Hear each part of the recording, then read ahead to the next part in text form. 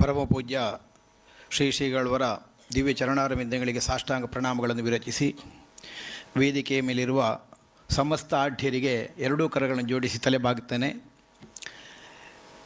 ಅನೇಕ ಪ್ರಶಸ್ತಿಗಳನ್ನು ಹೊಂದಿ ಬದುಕಿನಲ್ಲಿ ಬಹುದೊಡ್ಡ ಸಾಧನೆಯನ್ನು ಮಾಡಿ ಅದಕ್ಕೆ ಮುಕುಟಪ್ರಾಯರಾಗಿ ವೇದಿಕೆಯಲ್ಲಿ ವಿರಾಜಮಾನರಾಗಿರುವ ಎಲ್ಲ ಹಿರಿಯ ಕಲಾವಿದರಿಗೆ ನಮಸ್ಕರಿಸ್ತೇನೆ. ಸಭಾಸದರಾಗಿ ಕುಳಿತುಕೊಂಡಿದ್ದೀರಿ ಅಂತ ಅರ್ಥ. ನಾವೆಲ್ಲ ಸನ್ಮಾನಕ್ಕೆ ಅರ್ಹರು ಅಂತ ನೀವೆಲ್ಲ ನಿರ್ಣಯಿಸಿದ್ದರಿಂದ ಮೇಲೆ ಇದ್ದೇವೆ. ಇಲ್ಲೇನೋ ನೀವು ಮೇಲಿರಬೇಕು, ನಾನು ಕೆಳಗಿರಬೇಕು. ಅಂಥವರೆಲ್ಲ ಇಲ್ಲಿ ಬಂದು ನೆರೆದಿದ್ದೀರಿ. ನಿಮ್ಮ ಸಹೃದಯತೆಗೆ, ಕಲಾಭಿಪ್ರೀತಿಗೆ ತಲೆಬಾಗಿ ನಮಸ್ಕರಿಸ್ತೇನೆ. ಎಲ್ಲ ಕಲಾವಿದರಿಗೆ ಹೊಂದಿದ ಪ್ರಶಸ್ತಿಯ ಕುರಿತಾಗಿ ಒಂದು ಸಂತಸದ ಅಭಿಪ್ರಾಯವನ್ನು ಪ್ರಕಟಿಸುವ ಹೊಣೆಯನ್ನು ನನ್ನ ಹೆಗಲಿಗೆ ಮುರಳಿ ಕಾಡೇಕಾರರವರು ವಹಿಸಿಕೊಟ್ಟಿದ್ದಾರೆ. ಧೈರ್ಯದಿಂದ ಒಪ್ಪಿಕೊಂಡೆ ನಾನು, ಒಂದೇ ಕಾರಣದಿಂದ. ಯಾಕೆಂದರೆ ಯಾರಿಗೂ ಬೇಸರ ಆಗಲಿಲ್ಲ ಅನ್ನೋ ವಿಶ್ವಾಸ ಉಂಟು ನನಗೆ.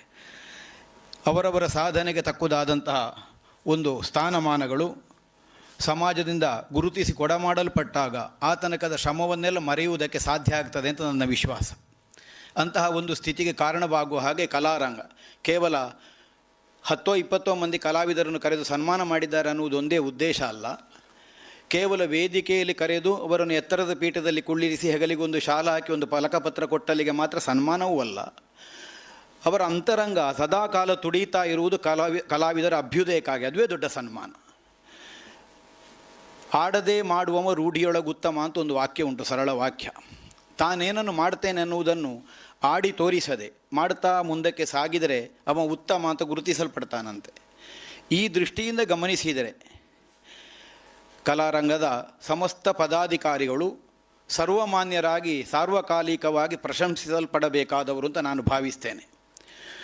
ಒಂದು ಯಕ್ಷಗಾನ ಕಲಾವಿದರಿಗಾಗಿ ಹೇಗೆಲ್ಲ ಸಮಾಜದಿಂದ ಸಂಗ್ರಹ ಮಾಡಿ ಅದರಲ್ಲಿ ಒಂದಿನಿತು ಒಂದು ಲವಲೇಶವು ಅಪವ್ಯಯವಾಗದ ಹಾಗೆ, ಯಾರಿಗೆಲ್ಲ ಅದು ಹೇಗೆ ವಿನಿಯೋಗ ಆಗಬೇಕು ಹಾಗೇ ವಿನಿಯೋಗ ಆಗುವ ಹಾಗೆ, ಆಡಂಬರ ಇಲ್ಲ, ಅಬ್ಬರ ಇಲ್ಲ, ಪ್ರಚಾರ ಇಲ್ಲ, ಮತ್ತೊಂದಿಲ್ಲ, ಎಲ್ಲ ಅಷ್ಟೂ ಮೊತ್ತ ಕಲಾವಿದರಿಗಾಗಿಯೇ ವಿನಿಯೋಗ ಆಗಬೇಕು. ಈ ಉದ್ದೇಶದಿಂದ ವಿನಿಯೋಗ ಮಾಡ್ತಾ ಕೋಟಿಗಟ್ಟಲೆ ವ್ಯವಹಾರವನ್ನು ವರ್ಷದಲ್ಲಿ ಮಾಡ್ತಾರೆ. ಮುರಳಿ ಕಾಡೇಕಾರ ಈಗ ಒಂದು ಮಾತಿಲ್ಲಿ ಹೇಳಿದರು, ಬ್ಲ್ಯಾಂಕ್ ಚೆಕ್ ಕೊಡ್ತಾರೆ ನಮಗೆ ಅಂತ. ಯಾಕೆಂದರೆ ಕೊಡುವವರಲ್ಲಿ ಇರುವುದು ಒಂದೇ ವಿಶ್ವಾಸ, ಕಲಾರಂಗಕ್ಕೆ ನಾವೇನಾದರೂ ದೇಣಿಗೆ ಅಂತ ಕೊಟ್ಟರೆ ಅದು ಬ್ಲ್ಯಾಂಕ್ ಆಗೋದಿಲ್ಲ ಅಂತ, ಅದು ಸದ್ವಿನಿಯೋಗ ಆಗ್ತದೆ ಅನ್ನುವಂತಹ ವಿಶ್ವಾಸ ಸಮಾಜದಲ್ಲಿ ಮೂಡುವ ಹಾಗೆ ಇಷ್ಟು ಸುದೀರ್ಘವಾದ ಕಾಲಾವಧಿಯಲ್ಲಿ ಒಂದು ಸಂಸ್ಥೆಯನ್ನು ಮುನ್ನಡೆಸಿಕೊಂಡು ಬಂದಿದ್ದಾರೆ ಅಂತಾದರೆ ಅದು ಸಮಾಜದಲ್ಲಿ ಸಾರ್ವಕಾಲಿಕವಾಗಿ ಮಾನಿಸಲ್ಪಡಬೇಕಾದದ್ದು.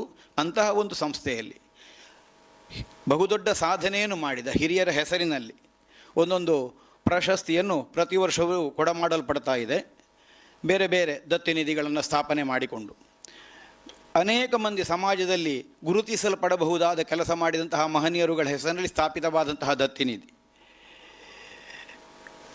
ಯಕ್ಷಗಾನ ಕ್ಷೇತ್ರದಲ್ಲಿ ಒಂದು ಮೈಲುಗಲ್ಲಾಗಿ ಸ್ಥಾಪಿಸಿದ ಚಾರಿತ್ರ್ಯವುಳ್ಳಂತಹ ಅನೇಕರ ಹೆಸರುಗಳಿಂದ ಕೊಡಮಾಡಲ್ಪಡುವಂತಹ ಪ್ರಶಸ್ತಿ, ಸಮಾಜದಲ್ಲಿ ಹಿರಿದಾದಂತಹ ಕೆಲಸ ಮಾಡಿದಂತಹ ಮಹಾನುಭಾವರ ಹೆಸರಿನಿಂದ ಕೊಡಮಾಡಲ್ಪಡುವಂತಹ ಪ್ರಶಸ್ತಿ, ಅದೆಲ್ಲವನ್ನು ಒಂದೇ ವೇದಿಕೆಯಲ್ಲಿ ಅವರ ಆಯ್ಕೆ ಅರ್ಹತಾನುಸಾರವಾಗಿ ಪ್ರತಿ ವರ್ಷವೂ ಕೊಡ್ತಾ ಬಂದಿದ್ದಾರೆ.